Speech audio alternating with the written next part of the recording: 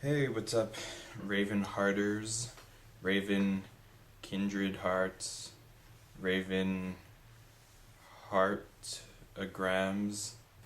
I am here to talk to you today about Looking for Alaska, which is my next book that I'm going to review. This was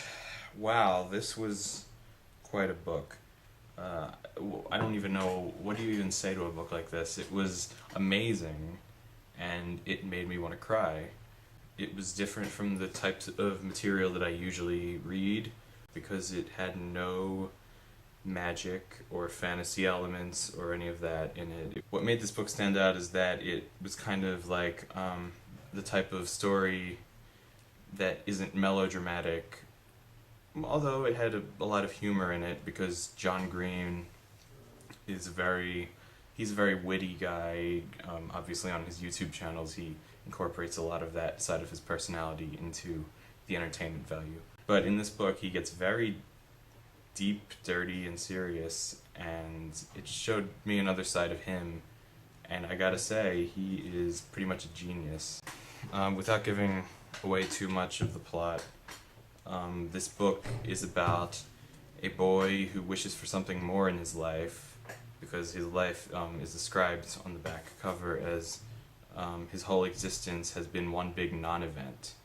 And he's just this normal high school kid. He's kind of quiet and introverted, and he's obsessed with the last words of famous people. It's kind of his special, like, little clique that's part of his character. And he doesn't have that many friends, but he goes to this boarding school called Culver Creek, which is based on a boarding school that John Green actually went to in real life, not called Culver Creek. He goes there and he meets the title character, Alaska, which, no, this book was not about looking for the state Alaska, in case anybody thought that, but most people who are watching vlogs on YouTube are at least familiar with John Green and his books. So he meets this girl, Alaska, whose name does have to do with the state, but I won't just say why. It's not really a big spoiler or anything, but I just want you to read the book.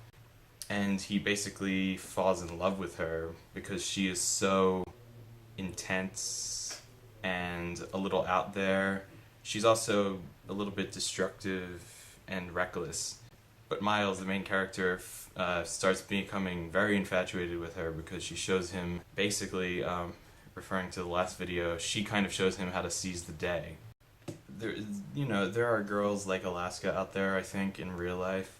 There are people who, are exciting and driven and emotional and very intense, like she is in the book. Yet there's some kind of magic that's associated with her character, and that really, to me, that's the hallmark of a good story, is that you don't need like supernatural special elements that a character has the talents for in order to make them a mystical personality. She's mystical to the main character because because she's female, and that's kind of like, that's a romance. There's mysticism between the sexes because of the differences and the mystery associated with it, and you get some of that in this book. But also, her personality is also very unique, and she just is who she is, and she's not perfect, and there's something magical about that. This novel is structured very uniquely as well. It's structured around one key event that happens in the middle of the book, and I'm not going to give that away because I want you guys to read it. But there are no chapters in this book. It's divided up into little sections that say before and after. It counts down from days leading to the event, and then once the event happens, it says this number of days after. Really, it's one of those novels that redefines structuralism even, which is a concept that I'm learning about at length in school. This novel, it deals a lot with the metaphor of a labyrinth and how one deals with suffering through life, and what they're going to hold on to and what they think goes on, and what energy is conserved in life even when things change and people change. And that's what makes the book both compelling and magnetic almost to read. I didn't want to leave the universe of it, even though it was in the real world, in a pretty normal type of place. I wish I could say more and really describe the events that happen in the end, because I really want to talk about my feelings on how this book impacted me with people.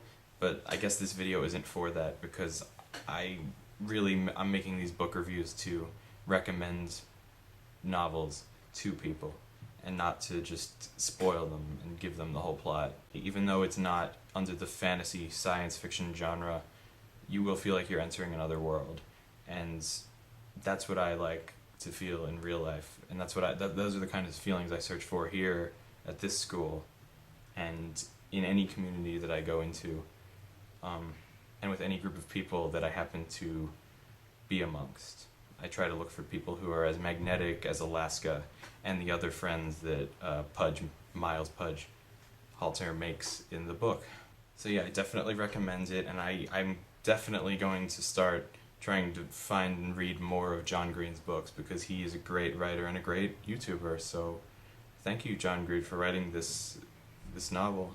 I'll see you guys later. Peace out.